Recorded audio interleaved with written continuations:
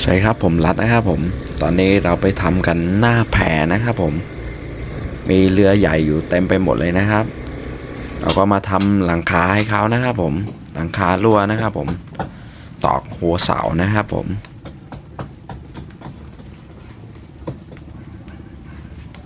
ฝนตกหนักเลยนะครับผมแล้วก็เราก็แคะหัวเสานะครับแล้วก็ตอกใหม่แล้วก็ปิดชั้นนะครับผมเราทำกัน2 คนนะครับผมฝนตกบ้างแดดออกบ้างนะครับผม